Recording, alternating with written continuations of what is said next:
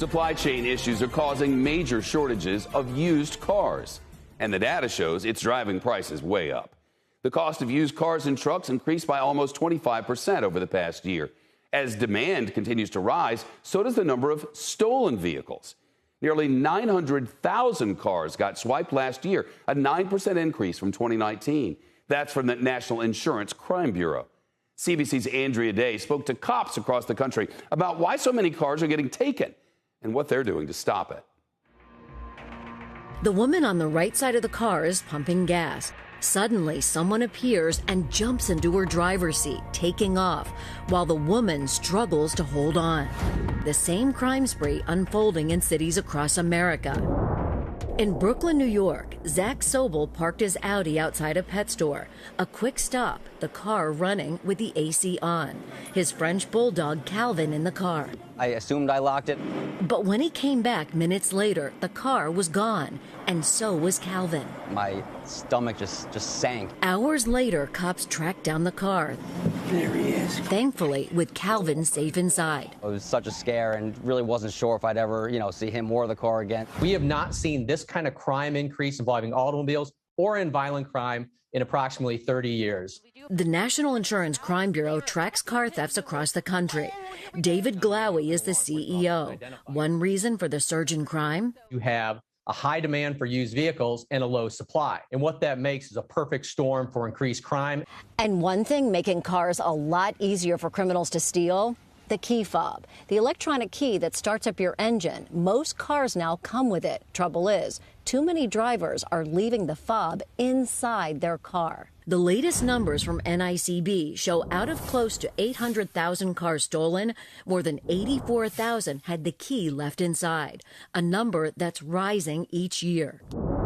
In a 6-day period, we can see anywhere from 70 to 100 vehicles stolen in our city. Bakersfield, California, topping a list no city wants to be on. We lead the nation in auto theft rates per capita. In 2020, 3,800 vehicles were stolen, and so far this year, it's on track to be worse. More than 3,500 already gone. The most common contributing factor is that people leave the keyless entry fobs in the vehicle. In Milwaukee, Wisconsin, we are seeing a continuing trend from 2020 in regards to a huge uptick in motor vehicle thefts. Anessa, who asked us not to use her last name, didn't leave her key in the car, but her Kia was still stolen twice in the past 10 months. Stolen in front of my house both times. The whole thing caught on her neighbor's surveillance camera. It's hard to see, but the white arrow is pointing to Anessa's car. She says this is her sister's car, parked right next to it. The thieves are on these wheels pulling up. Someone jumps out and hops into her sister's car first. Within seconds, it's stolen. Minutes later, the bad guys are back, this time for Anessa's car. In seconds, it's also stolen, driven away into the night. Good news is cops found both cars and the sisters got them back. But months later, Anessa's was stolen again. Also caught on camera. Here it is, parked on the street. And Anessa says that's a car thief behind the wheel, once again driving it away. And they just drove off with it. This was all within like 45 seconds. Car thefts so out of control, Milwaukee PD is handing out free steering wheel locks for 2 of the most stolen cars, Kia and Hyundai. It is a challenge.